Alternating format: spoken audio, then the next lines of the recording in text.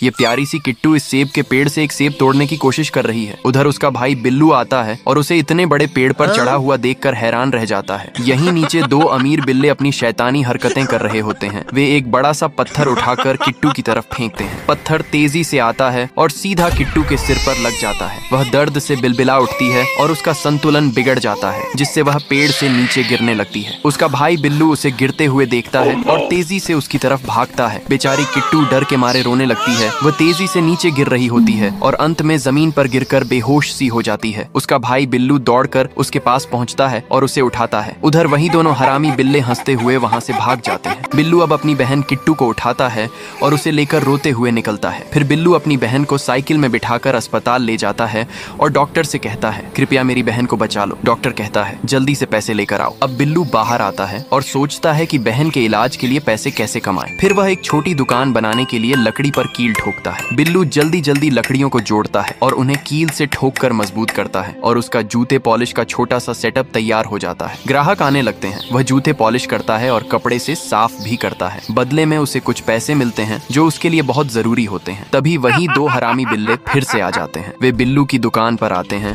और जूते पॉलिश करने को कहते हैं। बिल्लू उनके जूते पॉलिश करता है। इस समय दोनों उसके लिए ग्राहक होते हैं। बिल्लू उनसे पैसे मांगता है, लेकिन दोनों उस पर गुस्सा करते हैं, उसकी दुकान तोड़ देते हैं और उसकी पिटाई भी कर देते हैं। बेचारा बिल्लू रोने लगता है। उसके पास इतना समय नहीं होता कि दूसरा काम शुरू कर सके। वह रोते हुए अस्पताल की तरफ जाता है और डॉक्टर को जो भी थोड़े बहुत कमाए थे वही पैसे देता है। लेकिन डॉक्टर उस पर गुस्सा करता है और कहता है, इतने से पैसों से क्या होगा। फिर डॉक्टर दोनों को वहाँ से बाहर फेंक देता है। बिल्लू को समझ नहीं आता कि अब क्या करे। वह अपनी बहन को बाहर ले आता है और दोनों जोर जोर से रोने लगते हैं। तभी उनके पास एक कार आकर रुकती है। कार से एक आदमी बाहर निकलता है और वह दोनों को उठाकर कार में बैठाता है और उन्हें लेकर आगे चला जाता है।